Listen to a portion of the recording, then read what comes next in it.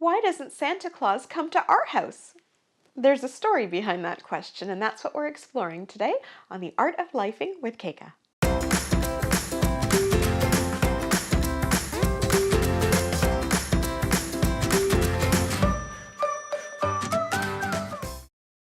As a young child, when I was going to school over the Christmas holidays, we had some beautiful celebrations at school.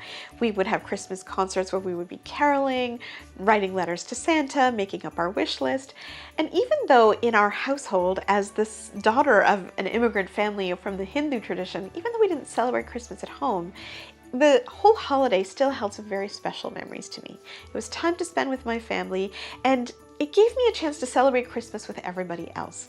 You know, when we would come back from holidays, a lot of my friends would say, "What did you get for Christmas?" "I got this, Santa brought me this, this, and this." And I, in an effort to fit in, would just make up stuff. I'd be like, "Oh yeah, I got this toy," or "I got this." We actually have a Bengali festival called Durga Puja that happens in October, where we give each other new clothes. Sometimes I would use those clothes and kind of name them in my conversations with friends and say, "Oh, I got that for Christmas." And it was just my way to fit in. My younger brother, however, believed in Santa Claus, and every year he would try to be so good, and he would write his letters at school, and he would have his wish list, and on Christmas morning he would wake up hoping against hope that this was the year that Santa would show up. And yet, every year he was disappointed because Santa never came to us. So one day he finally sort of broke his silence, and he came to my dad, and he said, "Dad, why does Santa never come to our house? I'm good all year round. I've been trying so hard, but he never comes. He never brings the toys that I ask. Why is that?" To which my dad responded, and he said, "Oh, honey, that's because Santa only goes to white people's houses." So it was the best answer he had at the moment. Not to paint Santa as a racist, of course. The funny thing was that for my brother, for him, he thought, "Oh, it makes sense then. Now I know why he doesn't come," and he knew not to expect him. So the thing is that Christmas, I think, when we hear sort of news headlines around the war on Christmas, it makes me really sad when people come and say, "Oh, you mustn't say Merry Christmas because you might offend somebody who doesn't celebrate." Because even though we didn't celebrate Christmas, if somebody came and said Merry Christmas to me, I felt such value in the celebrations, the holiday, the traditions, the religious meaning behind Christmas. It was so special that I fully participated in it, and I said it's wonderful. And in fact, as a Hindu, I celebrate Diwali, which is like our Hindu New Year. If somebody came to me and said, "You mustn't say Diwali, and you mustn't say Happy Diwali because you're going to offend somebody," that would make me sad.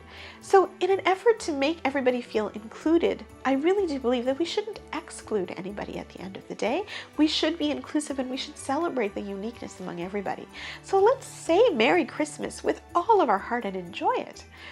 You know, Christmas for us ended up being a completely different experience in high school.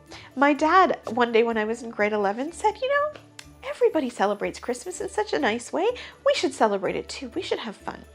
And so my brother and I were all in. We're like, "Gifts and presents, of course, let's do it." And I will never forget my dear friends from high school, Bronwyn and Heather. Bronwyn, whom I've known since we were 3 years old, and my dear best friend Heather, they decided that when they heard that we were going to celebrate Christmas, decided they were going to help us. So Bronwyn had an extra Christmas tree in her house, and she asked her parents if they could lend it to me. They brought this Christmas tree on a sleigh, and when they came and they knocked on my door, when I opened the door, they'd actually gift wrapped my front door. And I just so vividly remember the memories of them bringing in the tree and all the ornaments and helping us set up our very first Christmas tree. And that was the first year that we had Christmas as a family in the house. So the following year, my father took my brother and I, we went to Canadian Tire, we bought our very first Christmas tree and all of our ornaments, and we put it up and we celebrated, and this family tradition started. Well, I share very publicly that when I was in my last year of high school, my father was in an accident on Diwali, and he was in the hospital for 2 weeks before he passed away. So that Christmas and every year following, when we decided to continue that tradition that my father started, it just made our traditions that much more special and meaningful, because now we celebrate Christmas as a way to live the legacy that my father left for us. And it's incredibly special. So now I've got 2 boys that we celebrate with, and they are now experiencing a global perspective of Christmas. You know, when we well, a couple of years ago, we traveled to India over the Christmas holidays. So we said we're going to celebrate Christmas when we get back at home and open the gifts here. We'll celebrate the actual festival in India. Now, Christmas in India is actually a national holiday, and even families that are Hindu celebrate. They just have fun with the holiday and they appreciate the meaning behind it. And so we go to India, and my son now, he is 10 years old, and he's looking around, and all of the Santa Clauses are brown. They're all Indian, versus the Santas that we see in Canada that are all Canadian. And he's like, how come all the Santas here are brown, Mom, and the Santas back home are white?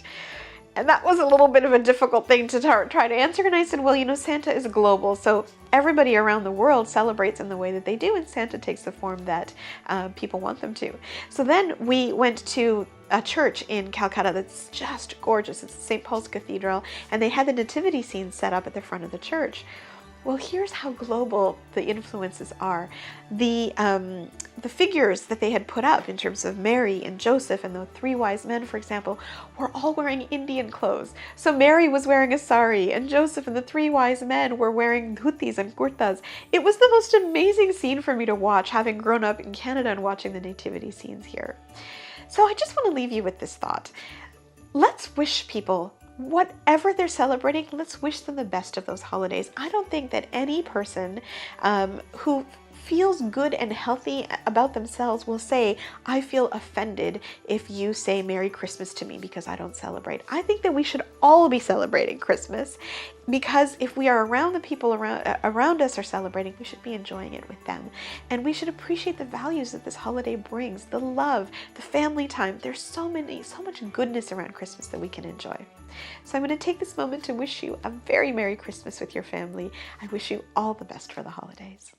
Thank you so much for watching this video. If you enjoyed the content, then please like it and share it with anybody that you think might be interested in this content as well. I would also love it if you could subscribe to my channel. I put out new videos every Tuesday. And last but not least, if you have any comments, I would love to have a conversation with you. Let's do this journey together. Let's master the art of lifing and really do life on purpose.